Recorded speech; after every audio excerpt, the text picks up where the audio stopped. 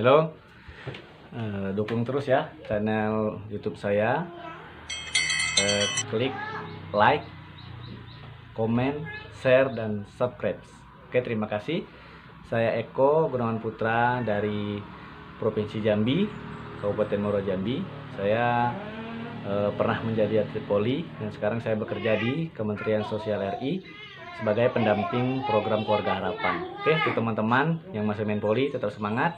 Untuk teman-teman pendamping, semoga kerja kita menjadi lillah ya, untuk amal ibadah kita sebagai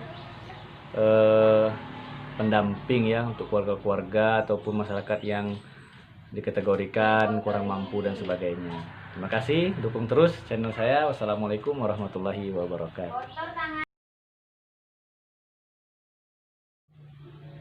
Bismillahirrahmanirrahim. Assalamualaikum warahmatullahi wabarakatuh. Waalaikumsalam warahmatullahi wabarakatuh. Selamat pagi ibu-ibu. Pagi Pak. Semangat ya. Semangat. Semangat. Oke, makasih ya ibu-ibu udah datang pada pertemuan kelompok video kedua di bulan ini. Terima kasih juga kepada Ibu Mislia yang telah menyediakan tempat untuk kita berkumpul pada hari ini. Ibu-ibu, sebelum kita memulai materi ataupun pertemuan kita pada pagi hari ini, seperti biasa, izin ibu-ibu ya, duduknya tetap seperti biasa, membentuk lingkaran. Kemudian sambil absennya jalan, nah ini saya mau cek semangat ibu-ibu nih. Jadi kita ada yel-yel nih, misalnya saya bilang ini, siapa suka hati bilang Ibu Mislia, Mislia gitu ya. Nah, nanti kita urutan aja manggilnya. Nanti yang dipanggil namanya angkat tangan. Jadi sekalian absen ini ya. Oke, makasih Ibu. Bisa dimulai? Bisa. Oke. Siapa suka hati bilang Ibu Ba'a, Ba'a. Siapa suka hati bilang Ibu Mislia, Mislia. Siapa suka hati, ya memangnya begitu. Siapa suka hati bilang Ibu Nopi, Bu Nopi. Siapa suka hati bilang Bu Nuraini, Nuraini. Siapa suka hati bilang Ibu Rabuna, Rabuna. Siapa suka hati, ya memangnya begitu. Siapa suka hati bilang Ibu Rohima, Rohima. Oke, makasih ibu-ibu ya. Tadi dari nama yang dipanggil ada semua ya. Oke, terima kasih. Alhamdulillahirrabbilalamin. Puji syukur atas kehadiran Allah Subhanahu wa taala. Berkat limpahan rahmat dan karunia-Nya, pagi-pagi ini kita dalam keadaan sehat ya, dalam keadaan ceria, cerah, alhamdulillah.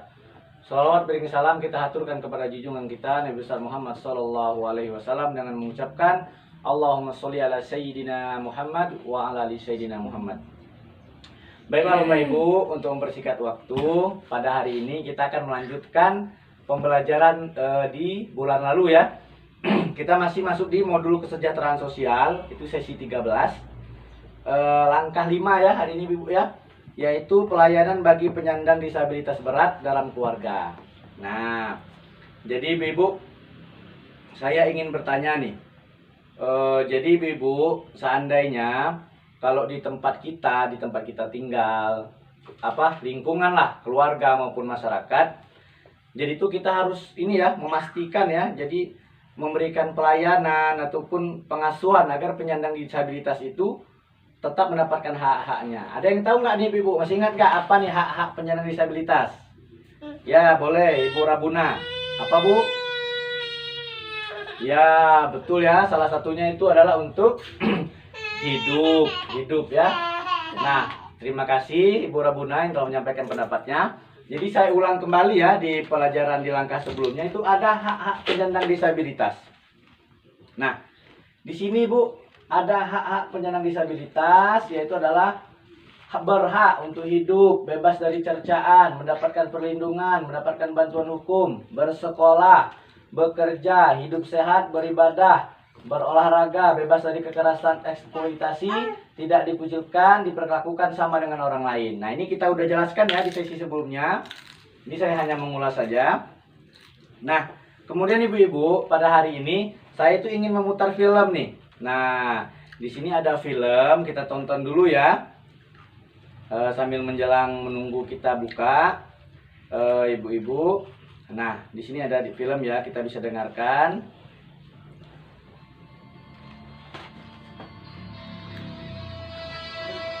Oke.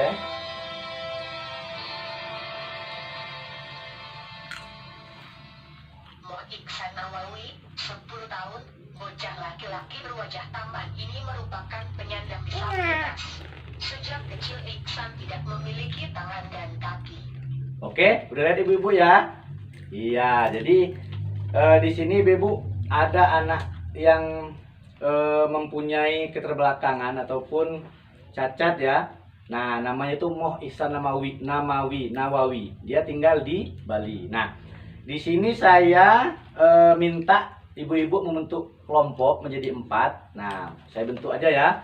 Pertama itu diketuai oleh Ibu Mislia, kelompok 1, kelompok 2 Ibu Nopiana, kelompok 3 Ibu Nuraini, nah kelompok 4 Ibu Rabuna. Nah, jadi ibu-ibu di sini diskusi ya. Nanti ibu-ibu bentuk kelompoknya menyampaikan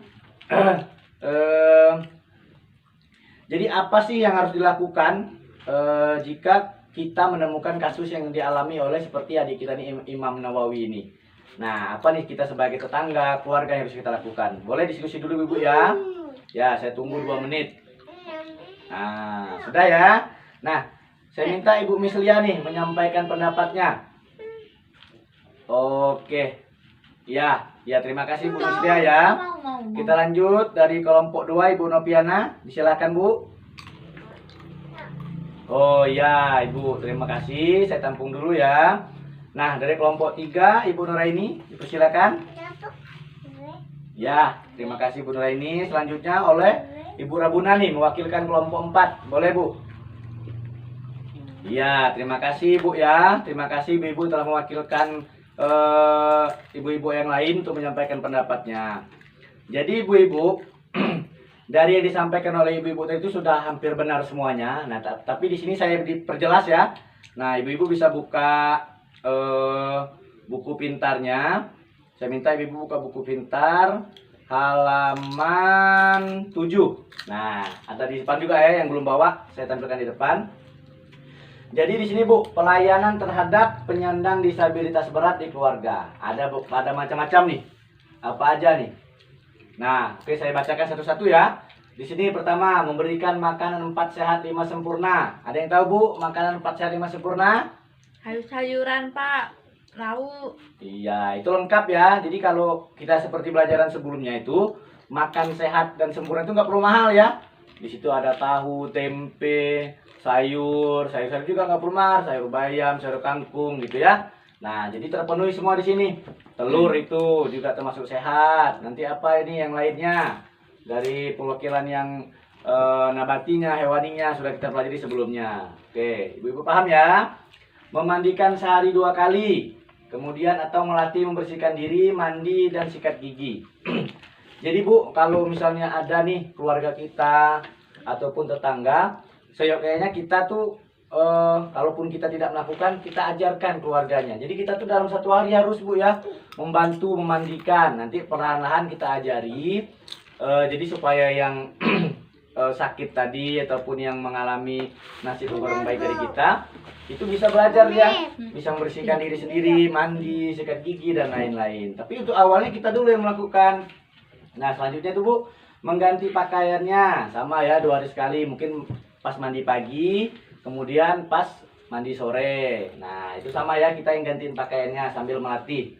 Nah, mengganti alas tidur. Nah, karena dia tadi kan Bu nggak punya tangan, nggak punya kaki. Ya untuk pertama-tama kita lah yang melakukan dulu. Nanti perlahan-lahan agar dia bisa mandiri mudah-mudahan ya. Kemudian memberikan kasih sayang dan perhatian. Nah, kita nggak boleh cuekin ibu-ibu. Orang yang mengalami hal seperti ini harus kita perhatikan, tunjukkan rasa kasih sayang gitu ya. Nah, bisa dengan misalnya mengajak berbicara dan lain sebagainya. Kemudian memberikan rasa aman dan nyaman. Nah, kita pastikan nih kalau ada keluarga, tetangga yang mengalami hal seperti ini, jangan kita ini ya, jangan kita biarkan ataupun kita jangan sampai melakukan hal-hal yang membuat dia merasa terancam ataupun merasa takut keluar ke rumah karena takut diejek misalnya Bu ya.